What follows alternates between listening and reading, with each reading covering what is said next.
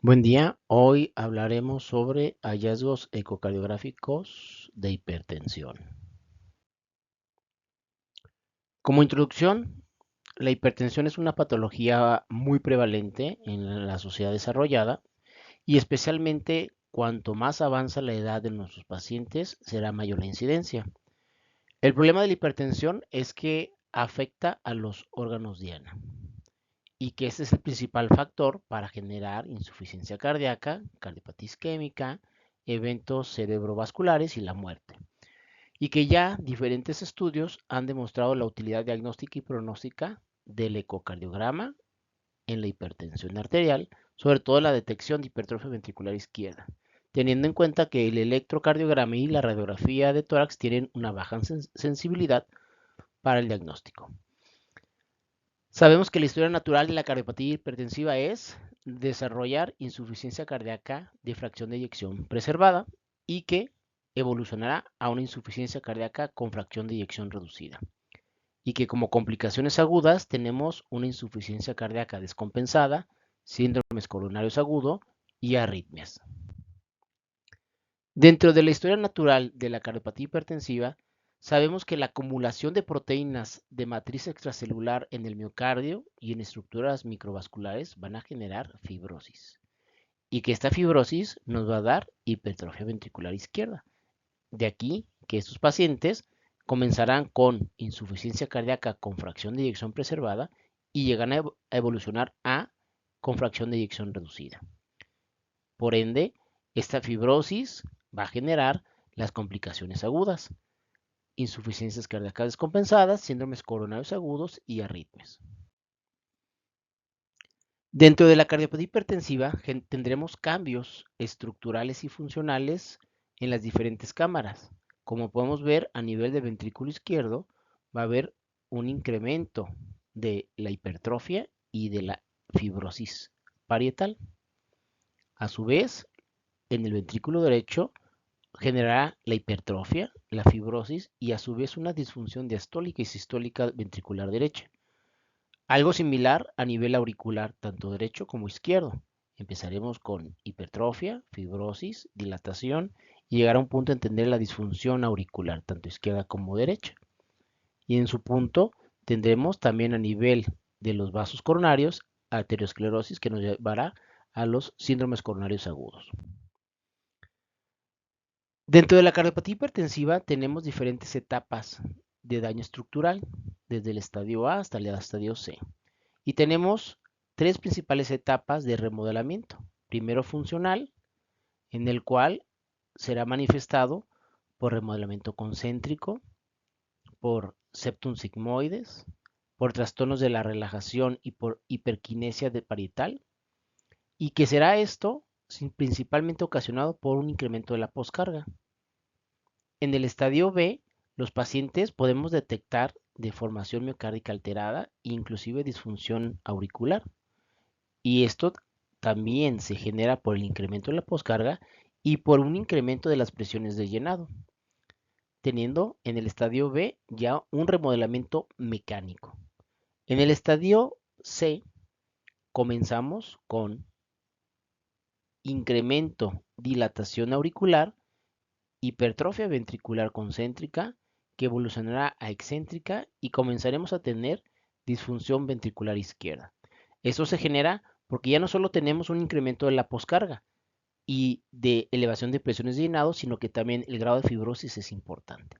Por eso, a partir del estadio B y C, tendremos ya un remodelamiento estructural, que es la tercera etapa, antes de llegar al estadio C total, en el cual tenemos unas elevaciones de presiones de llenado con una relación incrementada y obviamente una poscarga incrementada de una manera muy importante.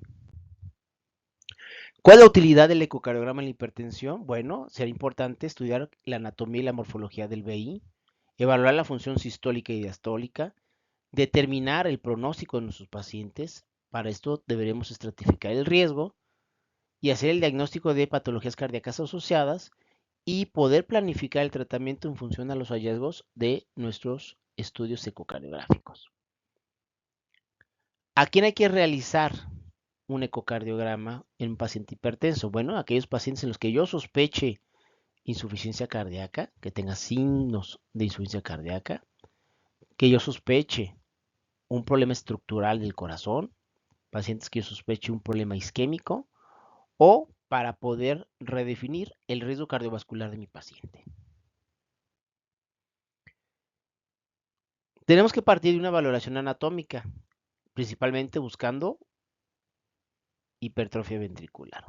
Será el método de referencia para la cuantificación de la hipertrofia ventricular, de la masa ventricular, y es importante porque tenemos una prevalencia de hipertrofia ventricular del 20 al 49% en los pacientes hipertensos. Sería importante no solo saber la hipertrofia o no, sino saber también cómo es ese modelo geométrico de los pacientes, ya que en pacientes jóvenes y aquellos también que tienen sobrecarga de volumen predominará la hipertrofia excéntrica, a diferencia a edades mayores. Generalmente haremos una evaluación mediante el modo M, utilizando el grosor del septum y de la pared posterior, aunque sabemos que tiene sus limitaciones inherentes al modo M. Y sabemos que los grosores normales son por debajo de 12 milímetros, por lo general 10 milímetros es el promedio de la normalidad. Y ya cuando tenemos 12 milímetros o más es cuando consideramos que estamos ante un paciente con una normalidad de hipertrofia ventricular. El análisis de la masa, este se puede realizar por diferentes métodos. Ya dijimos el método lineal, que es el método de la elipse truncada. Tenemos el método fundamentalmente del área longitud, en el cual utilizamos mediciones a nivel del apical de 4 cámaras, obteniendo la longitud mayor del ventrículo izquierdo, y a nivel del eje corto hacemos un delimitado del borde endocárdico y epicárdico a nivel de los músculos papilares. Y con eso podemos obtener también la masa, idealmente con métodos tridimensionales, ¿sí? El cual nos permite obtener la masa y la masa indexada, evitando asunciones geométricas.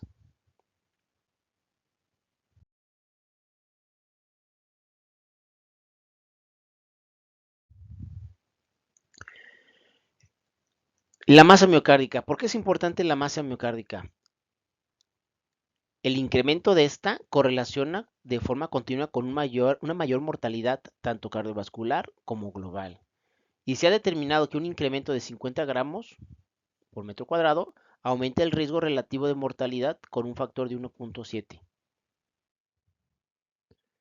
La masa miocárdica en obesos es un tema de debate y se han hecho diferentes estudios en el cual se ha visto que indexar a superficie corporal total nos va a infraestimar la prevalencia de hipertrofia ventricular en esta población. Es por eso que se recomienda indexar por la altura, y la altura potenciada para un valor de 1.7. Esto es más sensible que la superficie corporal total para categorizar los pacientes obesos con hipertrofia ventricular izquierda. Y esto nos permite mejorar la asociación de morbimortalidad por todas las causas.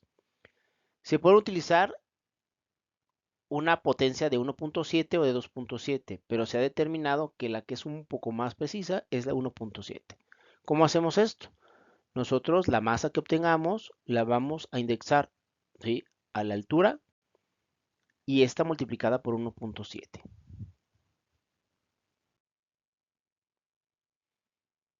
El grosor parietal relativo es un valor que nos va a permitir, junto con la masa, poder determinar qué geometría ventricular tiene mi paciente.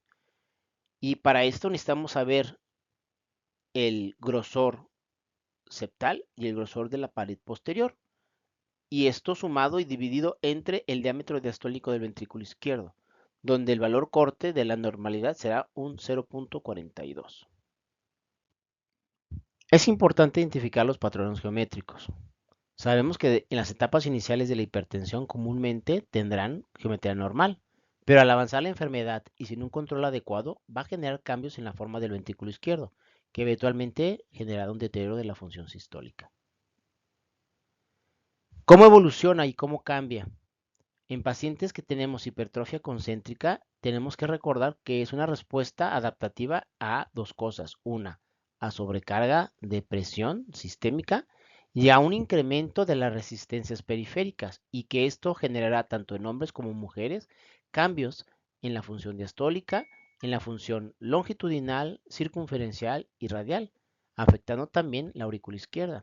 En cambio, los pacientes con hipertrofia excéntrica, esos pacientes están asociados a una sobrecarga de volumen más que de sobrecarga de presión. Esto usualmente lo vemos en pacientes con insuficiencias valvulares o con un índice cardíaco elevado, como lo vemos en los pacientes atletas de alto rendimiento, en quienes la presión sistémica está normal y la resistencia periférica no se encuentra incrementada. En cambio, el remodelamiento concéntrico es una respuesta tardía del ventrículo izquierdo a la sobrecarga de presión crónica, también a la sobrecarga de volumen y muchas veces también a la cardiopatía isquémica. Comúnmente está asociada a enfermedad coronaria, pero principalmente lo veremos asociado a hipertensión de larga estadía y que no se encuentra adecuadamente tratada. Entonces podemos ver con esa gráfica que tenemos cómo los pacientes con una geometría normal evolucionarán habitualmente a una hipertrofia concéntrica y dependiendo si esté asociada a un problema valvular o a un paciente con un índice cardíaco aumentado, evolucionará hacia una hipertrofia excéntrica, o si estamos ante un paciente que no se controla adecuadamente y no tiene un problema de sobrecarga de volumen, evolucionará hacia un remodelamiento concéntrico. Y obviamente ese remodelamiento concéntrico podrá generar a la larga una dilatación ventricular, afectación de la función valvular y generar una sobrecarga de volumen por una insuficiencia mitral o insuficiencia aórtica y nos llevará a una hipertrofia excéntrica. Utilizando la tabla habitual de la relación entre la masa y el grosor parietal relativo, hay situaciones en las cuales tenemos ventrículos izquierdos dilatados que simplemente no logramos encajar en uno de estos cuatro panoramas. Es por eso que tenemos esta gráfica en el cual nos permite subclasificar los pacientes con ventrículos izquierdos dilatados y dependiendo de la característica del incremento de la masa y del grosor parietal relativo, podemos tener hasta 8 subtipos, en el cual podemos clasificar a nuestro paciente como hipertrofia fisiológica, una hipertrofia mixta, una hipertrofia dilatada, una hipertrofia excéntrica y el remodelamiento excéntrico, que nos permitirá tener una noción de el cambio geométrico de nuestros ventrículos. Estudios de la comunidad nos indican que ciertas características son claves para identificar quiénes van a tener una geometría normal. Pacientes con presiones arteriales más elevadas, con un índice de masa corporal mayor, pacientes con edad más avanzada y con sexo masculino, serán aquellos que tenemos que tener en mente que muy probablemente tendremos geometría normal en su seguimiento. Se ha visto que los cambios dinámicos en el patrón geométrico son comunes. Por ejemplo, pacientes que tienen geometría normal o con remodelado progresan infrecuentemente a una hipertrofia concéntrica o excéntrica.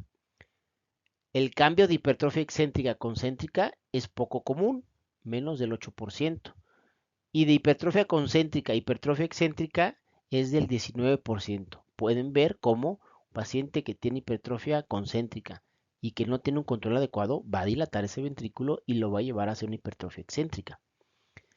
Y que pacientes con geometría normal pueden hasta en el 50% de los casos revertir a geometría normal en 4 años, siempre y cuando este paciente esté llevando a cabo un tratamiento adecuado. Entonces, ¿cuál es el interés de identificar la geometría? Y el interés es que influye en el pronóstico. Un remodelado concéntrico tiene mayor tasa de eventos cardiovasculares comparados con sujetos sanos. Y la hipertrofia concéntrica tiene mayores eventos que aquellos con hipertrofia excéntrica. Tenemos aquí un ejemplo en la parte superior de un paciente con hipertrofia concéntrica. Vean cómo se ve el paristernal eje largo y el apical de 4 cámaras. Pueden ver cómo tenemos un incremento del grosor tanto del septum como de la pared posterior y con una proporción con el diámetro ventricular. A diferencia en la parte de abajo, donde estamos viendo un paciente con hipertrofia ventricular excéntrica, donde estamos viendo que las paredes no son engrosadas y que el ventrículo izquierdo se encuentra con un incremento de sus diámetros diastólicos, característico de la hipertrofia excéntrica.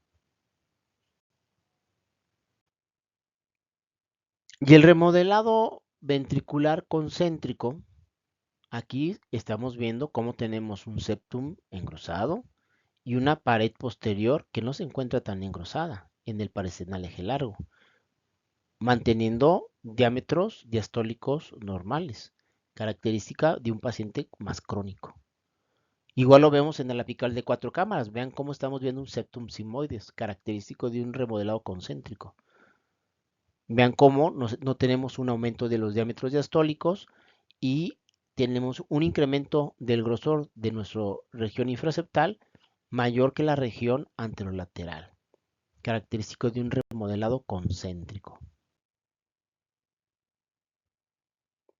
Y aquí tenemos ejemplos. En la parte superior izquierda, ¿qué estamos viendo? Estamos viendo un septum de 13, una pared posterior de 11, y tenemos un diámetro diastólico del ventrículo izquierdo de 45, con una masa ventricular indexada de 107 y con un grosor parietal relativo de 0.59. Efectivamente, aquí estamos ante el caso de un remodelamiento concéntrico. Vean cómo el septum se encuentra más engrosado a comparación con la pared posterior y tenemos un diámetro diastólico conservado. En el siguiente ejemplo tenemos un septum de 18 incrementado, una pared posterior de 17 incrementada con una masa indexada de 235 severamente incrementada y un grosor parietal relativo de 0.74. Incrementados los dos, ¿sugestivo de qué? De una hipertrofia concéntrica. En el siguiente ejemplo tenemos un septum de 9, una pared posterior de 8, con una masa indexada de 86 y un GPR de 0.36. Ahí estamos ante un paciente normal. Y en el último ejemplo tenemos un paciente con un diámetro diastólico de 53, un septum de 11, una pared posterior de 11, con una masa de 151 incrementada, pero con un grosor parietal relativo de 0.41. Aquí estamos ante un ventrículo que se encuentra remodelado, está dilatado, pero que está respetando sus grosores parietales. Esto nos habla de una hipertrofia excéntrica. Entonces, recordar que tenemos los estadios de evolución de la cardiopatía hipertensiva y que iremos encontrando en cada una de estas diferentes cambios en nuestra geometría y que esto va a corresponder a incrementos de la poscarga y que va a llegar a un punto en el cual tendremos elevaciones de presiones de llenado en el estadio C y que nosotros ya lo encontraremos con la dilatación auricular izquierda. Y es por eso que son los pacientes en los cuales nosotros nos encontramos con ya fibrilación auricular. El tamaño ventricular izquierdo es importante, sí, porque estamos hablando que necesitamos saber si estamos ante ventrículos normales o anormales. ¿Cómo lo hacemos? Lo podemos hacer por medidas lineales, tanto por modo M como por 2D. Pero idealmente hacerlo a través volumétricos, que lo podemos hacer a través del Simpson biplano y en pacientes con malas ventanas utilizar contraste e idealmente utilizar métodos volumétricos.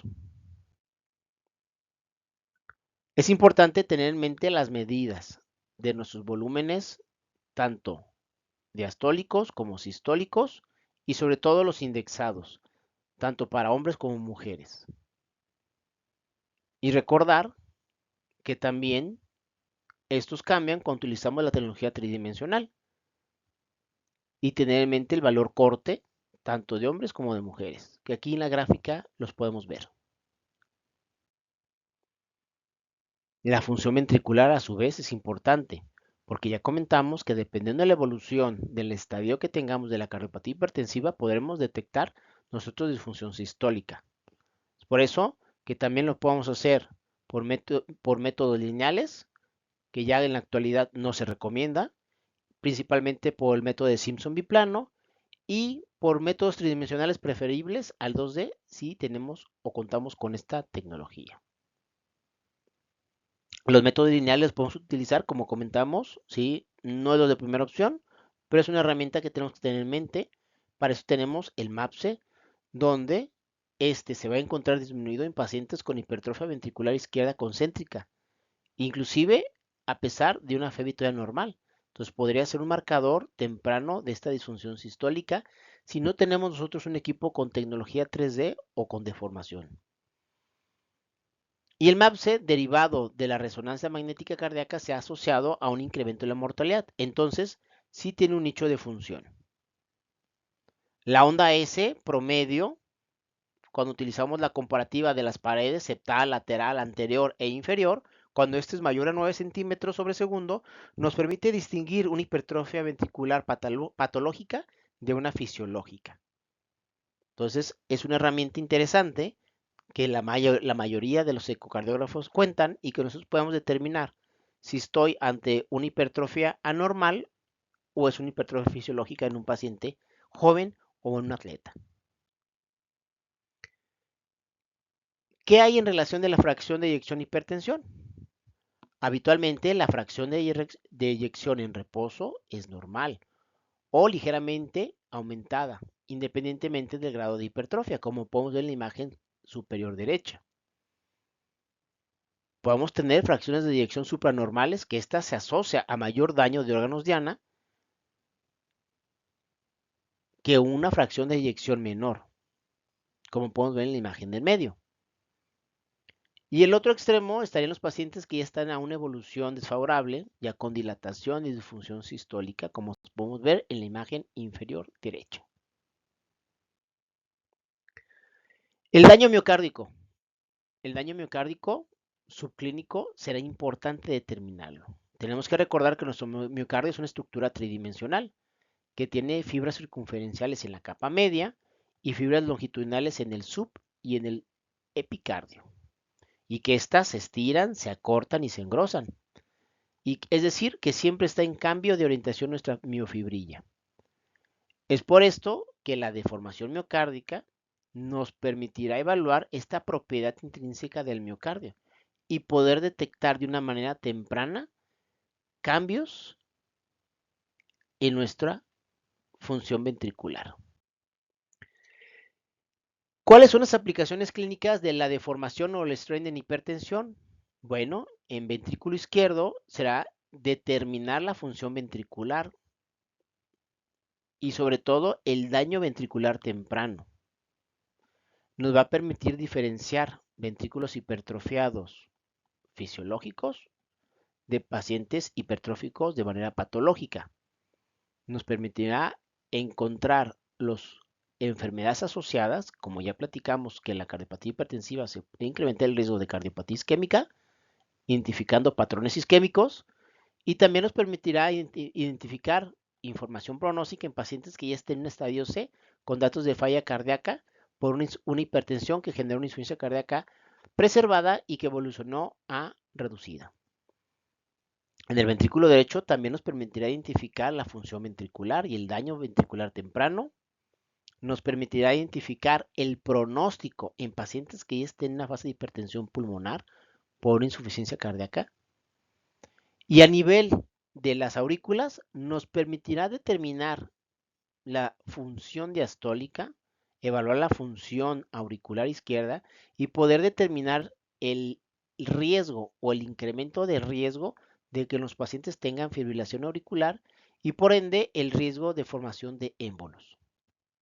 En los pacientes hipertensos sin hipertrofia ventricular izquierda, la deformación tiene su utilidad, ya que nos permite identificar pacientes que aunque no tengan hipertrofia ventricular izquierda, pero que tengan un estrés longitudinal disminuido, tienen un incremento del riesgo cardiovascular, inclusive sin tener todavía hipertrofia ventricular izquierda. Autores como Invalsano desde el 2011 lo determinaron, Kahn en el 2008, y no solo determinó eso, sino que también el tener un estrés longitudinal disminuido correlaciona con la presencia sérica de marcadores de fibrosis miocárdica.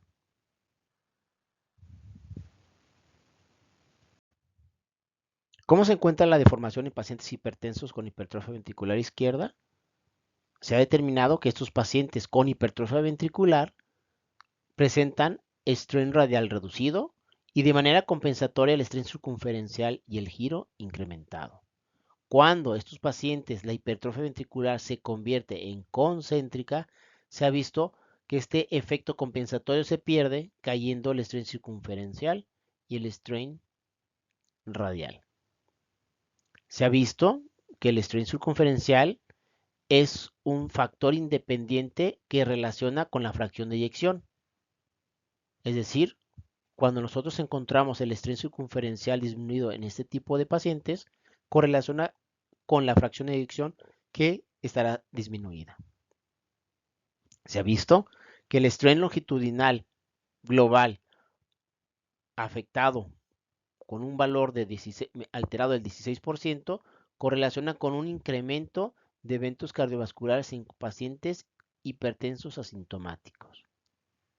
Y se ha visto que pacientes que tienen un strain longitudinal más afectado de 17.6% es un factor independiente también en pacientes que se encuentran con tratamiento de manera regular. Entonces podemos ver cómo nos habla también de pronóstico en este grupo de pacientes.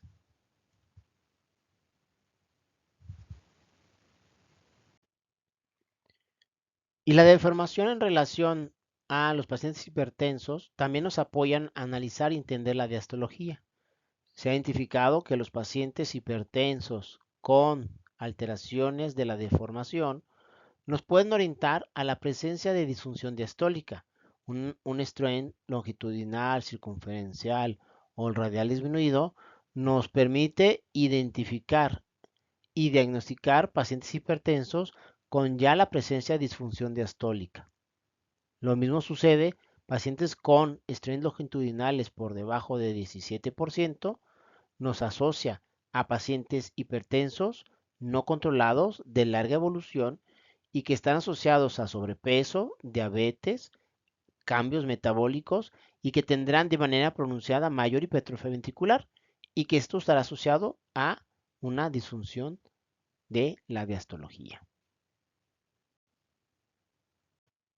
Así como la deformación nos servía para identificar pacientes hipertensos sin hipertrofia ventricular para detectar daño miocárdico temprano, a su vez nos va a funcionar para pacientes hipertensos y a evaluar la función auricular izquierda, ya que la deformación, el análisis de la función auricular mediante esta técnica con el strain de bomba, el strain de reservorio, nos permitirá identificar pacientes hipertensos con daño estructural a nivel de los miocitos auriculares y que nos permita identificar esos pacientes con fibrosis auricular y que tendrán un mayor riesgo de presentar fibrilación auricular y por ende de eventos embólicos.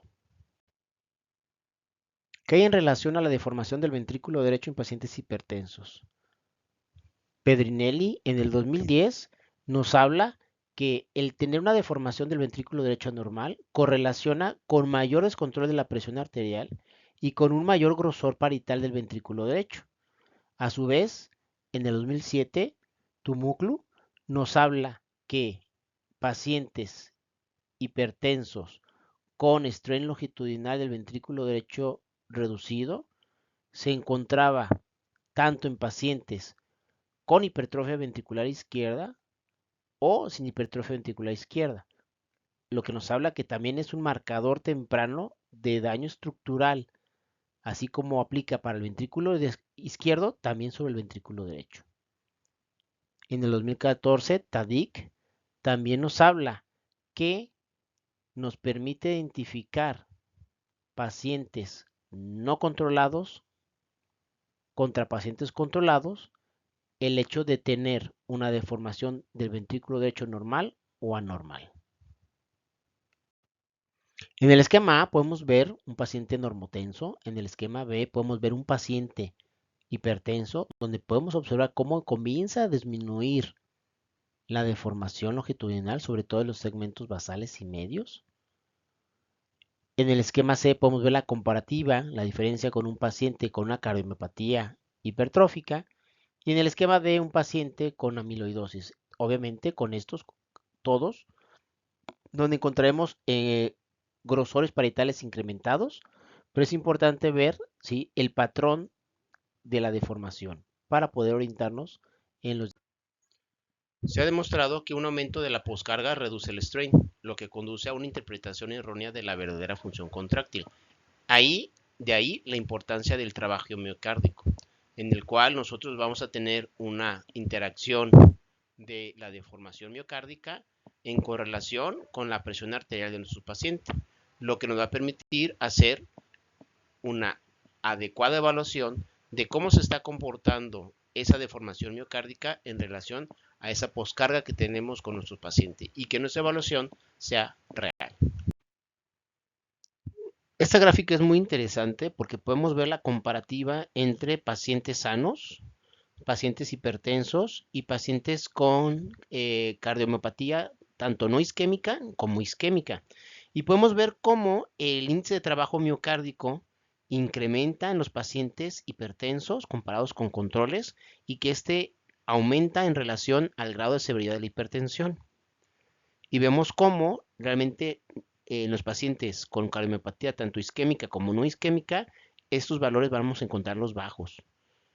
La eficiencia del trabajo miocárdico va a disminuir en pacientes hipertensos y también va a disminuir, aunque no tan significativamente en relación a la severidad de la hipertensión.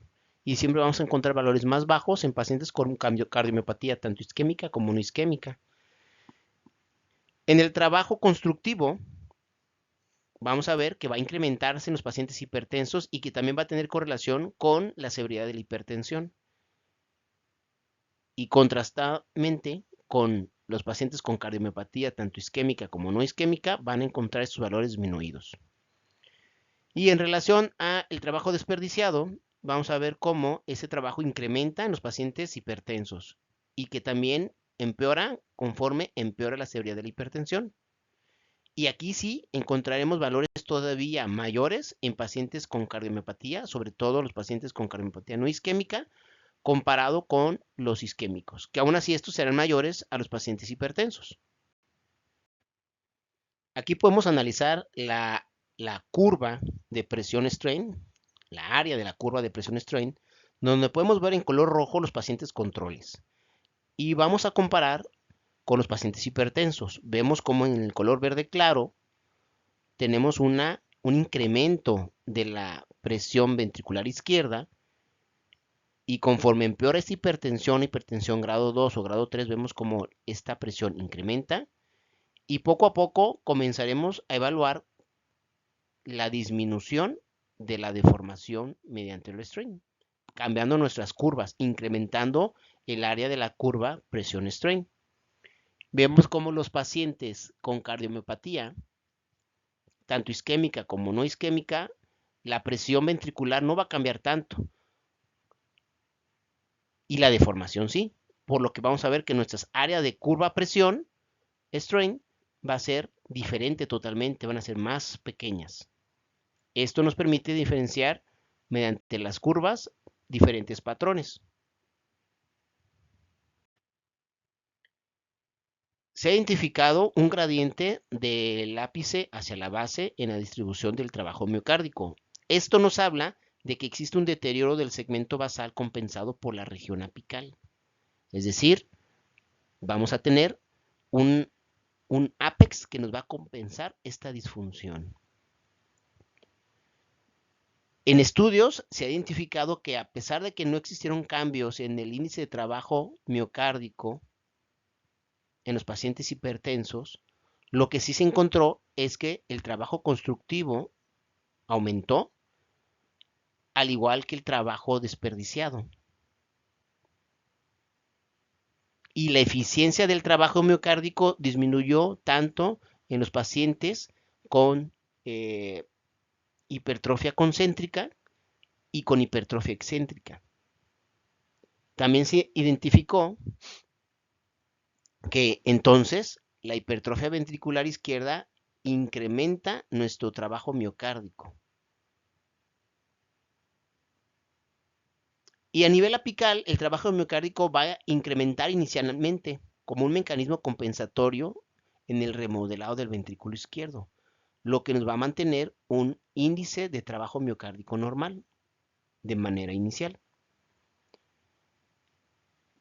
El Dr. Shan y colaboradores identificaron valores aumentados del índice de trabajo miocárdico y del trabajo constructivo miocárdico en un grupo pequeño con distintos grados de hipertensión, en aquellos con hipertensión no controlada. Entonces podemos determinar que también el trabajo miocárdico nos va a servir para diferenciar pacientes hipertensos descontrolados contra pacientes hipertensos controlados. Entonces vemos cómo el trabajo miocárdico tiene nichos que...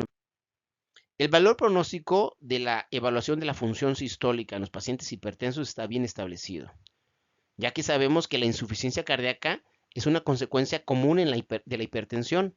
Llega a ser hasta en un 50% la causa de la insuficiencia cardíaca.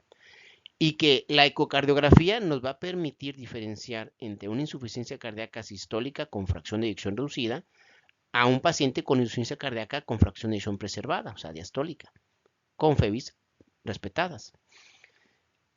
Sabemos que el identificar trastornos de la movilidad, sobre todo regionalizados, que nos permitan identificar cardiopatías isquémicas que no estaban conocidas, nos incrementa el riesgo de 2 hasta casi 4 veces el riesgo de moro y mortalidad en estos pacientes. El strain anormal con fracción de eyección preservada es algo muy importante, ya que nos va a permitir identificar pacientes con incremento del riesgo cardiovascular independientemente de que tengan una fracción de eyección preservada. Es importante evaluar la función diastólica en los pacientes hipertensos, ya que una función diastólica normal nos da un bajo riesgo de insuficiencia cardíaca. Pacientes que ya tienen trastornos de la relajación es algo que vamos a encontrar muy comúnmente en la cardiopatía hipertensiva no complicada. Un paciente que tiene ya un patrón pseudonormal nos habla que tiene ya un incremento del riesgo de desarrollar insuficiencia cardíaca o que los síntomas que tiene nuestro paciente sean por esta etiología. Y pacientes que tienen un patrón restrictivo son pacientes que tienen mucho más riesgo de insuficiencia cardíaca y que la disnea que les aqueja sea realmente de origen, ¿sí?, por insuficiencia cardíaca. Es importante correlacionar esto con el Doppler tisular. Dentro de la evaluación de la función diastólica no podemos faltar al Doppler tisular, ya que las velocidades de la onda de prima se van a reducir por reducción de la relajación del ventrículo izquierdo, que ya vimos que va a progresar en los pacientes con hipertensión. El hecho de encontrar valores de la onda de prima bajos por debajo de 5 centímetros sobre segundo nos incrementa el riesgo hasta de 5 veces de eventos cardiovasculares. Una relación EE' mayor o igual a 15 nos da un valor pronóstico independiente a los biomarcadores como el BNP o a la fracción de eyección. Por lo tanto, la relación EE tiene un valor pronóstico en los pacientes hipertensos no complicados, y esto es independiente de la masa ventricular y de la presencia de hipertrofia ventricular izquierda. Entonces podemos ver cómo, ¿sí?, así como hablamos de la deformación miocárdica, es un valor pronóstico inclusive en pacientes sin hipertrofia ventricular izquierda, porque es una detección temprana del daño miocárdico. Lo mismo sucede con la función diastólica. Antes de tener hipertrofia ventricular izquierda, yo puedo detectar un daño miocárdico en relación a la elevación de nuestra relación EE. En aquellos pacientes en los cuales tengamos valores intermedios o no concluyentes, será importante completar el abordaje junto con un estrés diastólico.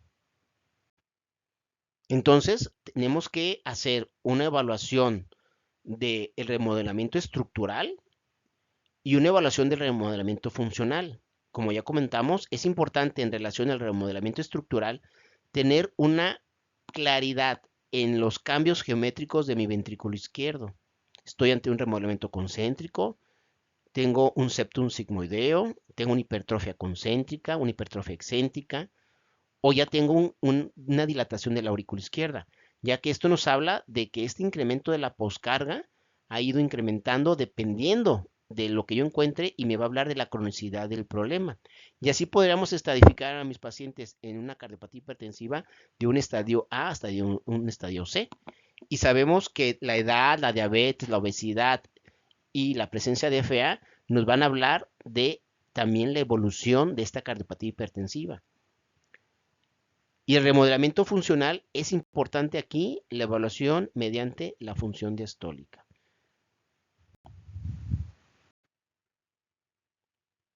La evaluación de la motilidad parietal es de suma importancia en los pacientes hipertensos, ya que, como ya comentamos, nos permite identificar daño estructural y nos va a permitir identificar patrones regionalizados que corresponden a una arteria coronaria y que nos hablan de pacientes con cardiopatía isquémica y que va a incrementar su riesgo de moro y mortalidad. Pacientes con trastorno de la movilidad global, nos puede hablar de un paciente que está en una fase muy avanzada de la cardiopatía hipertensiva y que ya estemos ante ventrículos muy remodelados con hipocinesias generalizadas. Dentro del análisis estructural no puede faltar la evaluación de la aurícula izquierda, porque como hemos visto hasta el momento, es uno de los pasos finales del daño estructural, del remodelamiento estructural de nuestro corazón en relación a la hipertensión. Sabemos que tenemos que hacer esta evaluación por diferentes métodos. Uno es el área longitud.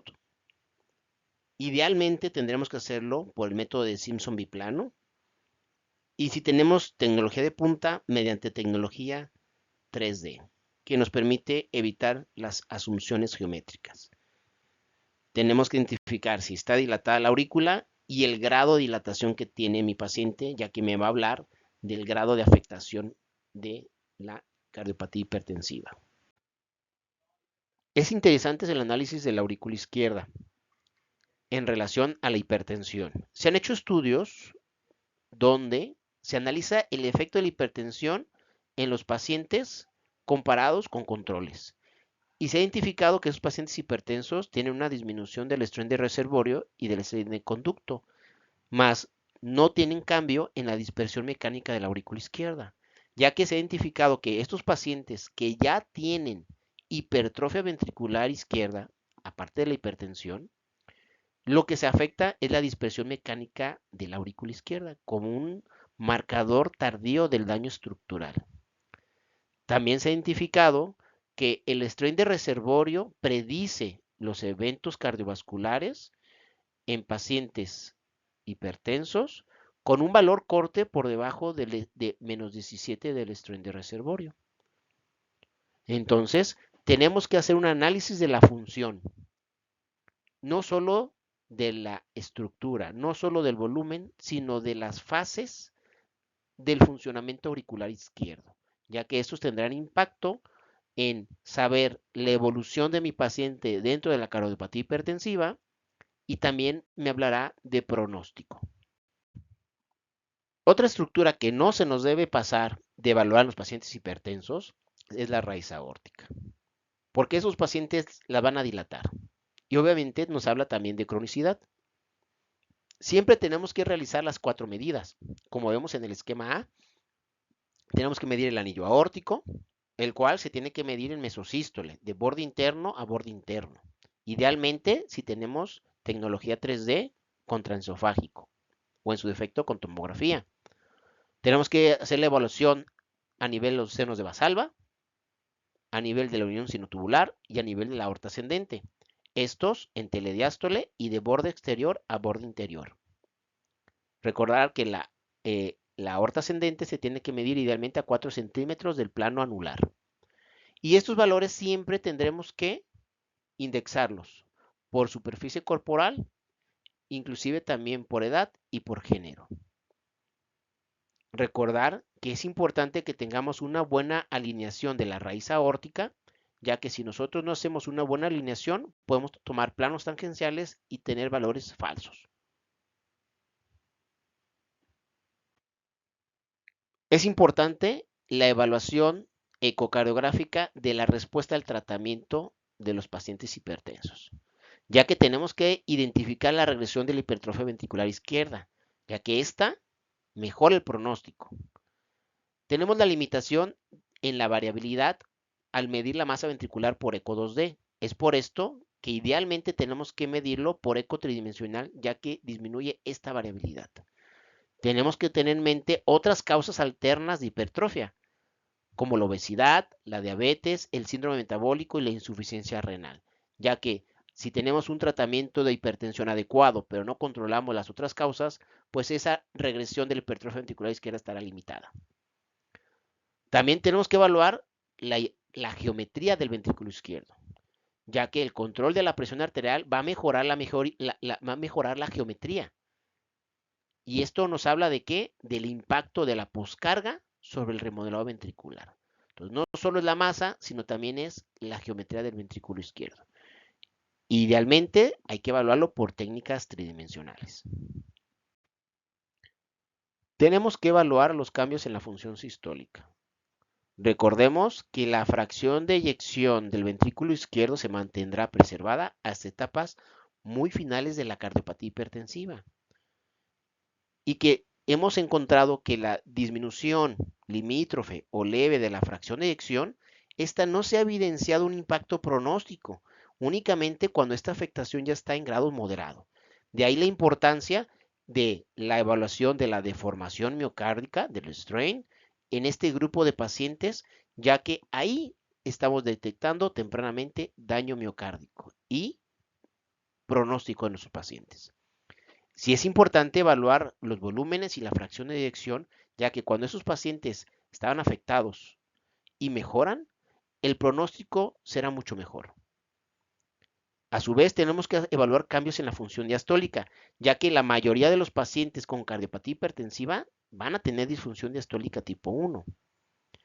Y que la disfunción diastólica, particularmente en etapas avanzadas de la cardiopatía hipertensiva, estas están asociadas con pronóstico. Recordar, como vemos en la imagen de abajo a la derecha, cuando yo tengo una relación EA menor a 1 y esta yo veo que en la evolución, en el control de mi paciente ecocardiográfico, se convierte a una relación EA mayor a 1, esto me habla de que está teniendo una mejor succión del ventrículo izquierdo, es decir, una mejor función diastólica y una mejor eficiencia ventricular, lo que nos habla de que el tratamiento está siendo adecuado.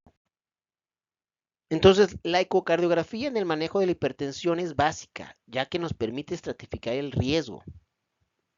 El tipo de remodelado ventricular es predictivo de incidencia de eventos cardiovasculares y que el eco tiene una capacidad para identificar la hipertrofia ventricular izquierda mejor que el electrocardiograma, teniendo una mayor sensibilidad y especificidad. Y que se ha identificado en estudios poblacionales que la hipertrofia ventricular izquierda es predictiva de mortalidad cardiovascular y por todas las causas, y esto inclusive independientemente de la presión arterial. Y que cada incremento de 50 gramos por metro cuadrado de masa indexada nos incrementa el riesgo relativo de muerte hasta 1.7 veces. Específicamente, la hipertrofia concéntrica es el fenotipo de remodelado ventricular de mayor riesgo. Y que en pacientes hipertensos sintomáticos el eco nos da información adicional, ya que podemos determinar la función sistólica, diastólica y la movilidad básica en esta evaluación de los pacientes con cardiopatía hipertensiva. Los pacientes con hipertensión y síntomas de angina tenemos que tener en mente que esta puede ser debida por dos situaciones: porque tengamos una enfermedad coronaria o que tengamos isquemia subendocárdica debido al grado de hipertrofia ventricular izquierda y al incremento de la poscarga. Como podemos ver en la imagen, el grado de hipertrofia ventricular izquierda muchas veces no corresponde con el tamaño de nuestros vasos sanguíneos y es por eso que tendremos isquemia subendocárdica muchas veces en esos pacientes. Es por eso que es importante evaluar la motilidad, que dijimos en reposo, pero también esto lo tendremos que evaluar ante un ecocardiograma de estrés, ya que este, si resulta normal, tiene un alto valor negativo predictivo. También el eco de estrés me permitirá estratificar el riesgo, ya que yo puedo evaluar la respuesta de la presión arterial al estrés, puedo evaluar la presencia de trastornos de la función diastólica, de elevación de presiones de llenado, puedo evaluar el empeoramiento de valvulopatías preexistentes o inclusive la presencia de líneas B y la evaluación del Doppler coronario. No se recomienda realizar ecocardiograma de estrés en pacientes hipertensos asintomáticos.